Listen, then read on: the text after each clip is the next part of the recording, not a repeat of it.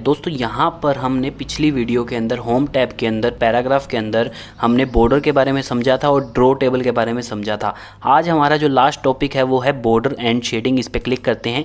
Click करने के बाद यहाँ पर आपको तीन ऑप्शन मिलते हैं, बॉर्डर, पेज बॉर्डर और शेडिंग। तो आज इस वीडियो में हम बॉर्डर के बारे में डिटेल से समझेंगे। तो आइए हम इसे शुरू करते हैं। तो देखिए यहाँ पर जब आप बॉर्डर लगाना चाहते हैं किसी पैराग्राफ में या पूरे पैराग्राफ, जितने भी आपने पैराग्राफ हैं सब में आप बॉर्डर लगाना चाहते हैं, तो सबसे पहले आपको इसे सिलेक्ट करना पड़ेगा जहां पर भी आप बॉर्डर चाहते हैं। मान लीजिए मैं सभी पे चाहता हूं तो मैंने सबको सिलेक्ट कर लिया।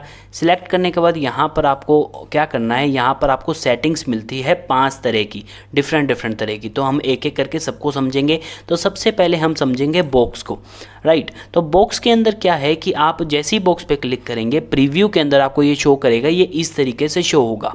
तो बॉक्स के अंदर क्या है, पूरे पैराग्राफ जितना भी आपने सिलेक्ट किए हैं सबके बाहर में बॉक्स की तरह एक बॉर्डर इनपुट हो जाएगा।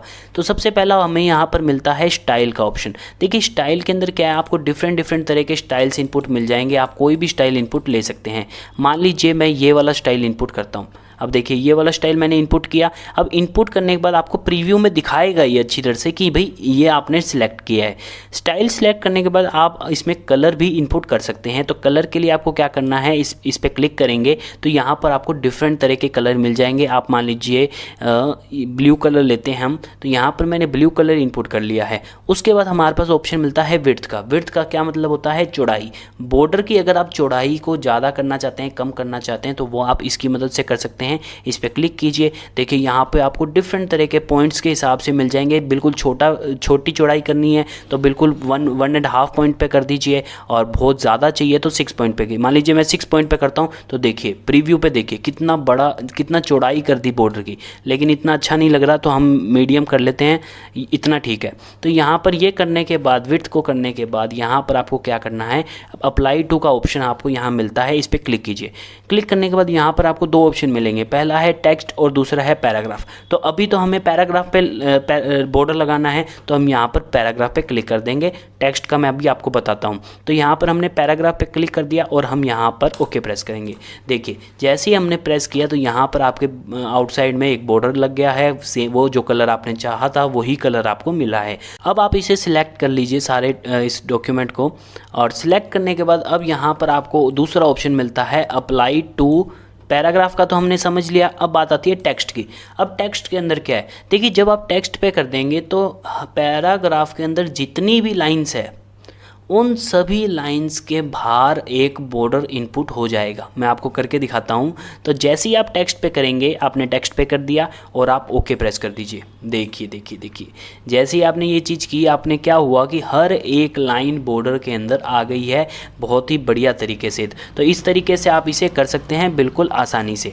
अब यहाँ पर एक चीज़ मैं आपको दिखाना चाहता हूँ। अब देखिए यहाँ पर आपने एक बॉर्डर इनपुट कर दिया, लेकिन आप यहाँ देख पा रहे हैं कि बॉर्डर के बिल्कुल ही एक साथ में, मतलब बॉर्डर जैसे ही स्टार्ट होता है वहीं से आपका जो डाटा है वो स्टार्ट हो गया, और ये थोड़ा अच्छा नहीं लग रहा अब आपको।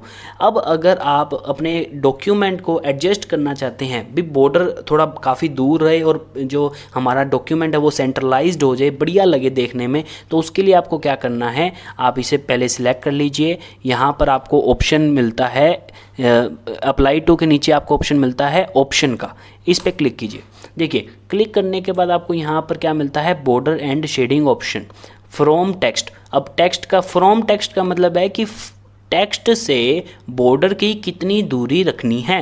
तो यहाँ पर टॉप में का मतलब है कि टॉप में कितनी दूरी रखनी है, उसके पॉइंट्स दिए हुए हैं। तो यहाँ पर आपको इसके पॉइंट्स इंक्रीज़ करने हैं। अब जैसे जैसे मैं पॉइंट्स इंक्रीज़ करूँगा हमारा जो डॉक्यूमेंट है वो बॉर्डर से दूर होता रहेगा। और उसको देखने के लिए आप प्रीव्यू के अंदर देखिएगा, ध्यान से देखिएगा प्रीव्यू को। मैं आपको करके दिखाता हूँ। तो यहाँ मैं इसके पॉइंट्स को इंक्रीज़ करता हूँ। देखिए हमारा जो डॉक्यूमेंट है वो ऑटोमेटिकली नीचे हो रहा है। इसी तरीके से बॉटम यानी कि बिल्कुल नीचे से, तो यहाँ पर इसके भी पॉइंट्स मैं इंक्रीज़ कर देता हूँ। मान लीजिए मैंने 12 कर दिए। लेफ़्ट साइड से भी करना चाहते हैं तो लेफ़्ट साइड से कर देते हैं। मान लीजिए मैं इसे 10 कर देता हूँ, और राइट से भी मैं इसे 10 कर देता हूँ, और यहाँ मैं इसे ओके प्रेस करता हूँ, और यहाँ पर भी मैं इसे ओके प्रेस करता हूँ। देखिए पहले क्या था कि हमारा जो डॉक्यूमेंट था वो बिल्कुल बॉर्डर के साथ चिपका हुआ था, लेकिन अब यहाँ पर एक स्पेस आ गया है। इसी तरीके से लेफ़्ट साइड में भी स्पेसिंग आ गई, राइट साइड से भी स्पेसिंग आ गई और बॉटम साइड में भी आ गई। तो ये अब क्या है, ये काफ़ी अच्छा लग रहा है पहले के मुकाबले।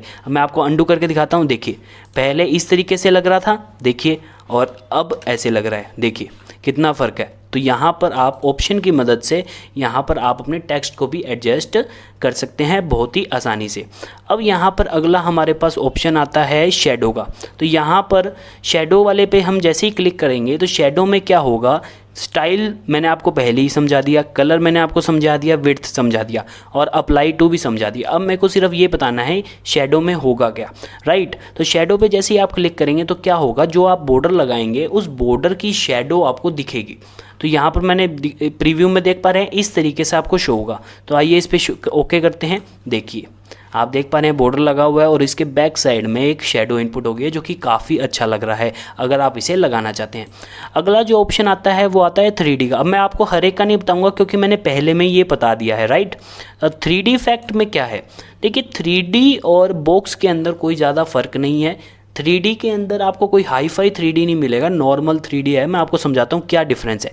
अब ध्यान से देखिएगा, जब आप बॉक्स पे क्लिक करते हैं तो आप प्रीव्यू पे देखिए ध्यान से, तो जो थिन लाइन थी वो हमारी अंदर की तरफ है और जो थिक लाइंस है, जो थिक बॉर्डर है वो हमारा बाहर की तरफ है।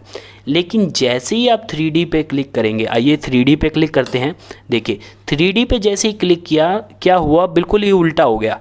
3D करते वक्त क्या हुआ कि जो हमारी थिक बॉर्डर थी वो हमारी अंदर की तरफ चली गई और जो हमारी थिन बॉर्डर थी वो हमारी बाहर की तरफ हो गई। तो नॉर्मल 3D आपको यहाँ शो हो जाएगा। तो यहाँ पर मैंने इसे क्लिक किया और मैं यहाँ पर ओके प्रेस करता हूँ। देखिए आप देख पा रहे हैं जो थिक लाइंस थी वो अंदर की तरफ आ गई और जो हमारी जो थिन लाइन थी वो बाहर की तरफ आ गई। तो ये हमारा एक 3D इफेक्ट है। और एक चीज़ और बताना चाहूँगा कि यहाँ पर हर एक जो स्टाइल है उस पर नहीं इनपुट होता है ये 3D इफेक्ट, कई स्टाइल्स पे ये इनपुट होता है। अब बात यहाँ पर आ जाती है कस्टम की। अब देखिए यहाँ पर आपको प्रीव्यू पे एक ऑप्शन मिलते हैं, ये 4, इस पर क्लिक करने के लिए। जैसे ही आप इस पर क्लिक करोगे इसका मतलब है कि आप कस्टमाइज्ड कर रहे हो। कस्टमाइज़ का मतलब क्या है, अपनी मर्जी से आप अपना कोई बॉर्डर बनाना चाहते हो, उसे हम कस्टम बोलते हैं, कस्टमाइज्ड करना। तो जैसे ही मैं इस पर क्लिक, अब देखिए मैं 3D पे हूँ और जैसे ही मैं इस पर क्लिक करूँगा तो होगा क्या, ये ऑटोमेटिकली कस्टम पे आ जाएगा। इस पर क्लिक करने का मतलब ये है कि यहाँ पर मैंने टॉप बॉर्डर हटा दिया है। अगर मैं मान लीजिए बॉटम बॉर्डर हटाना चाहता हूँ तो मैं इस पर क्लिक करता हूँ। ऐसे क्लिक करने के बाद मैं ओके प्रेस करता हूं तो देखिए सिर्फ साइड में ये बॉर्डर इनपुट होंगे, राइट। अब कस्टमाइज में बहुत ही अच्छी चीज़ यहाँ पर क्या है कि यहाँ पर आप कस्टमाइज डिफरेंट तरीके से कर सकते हैं। मैं आपको समझाता हूँ।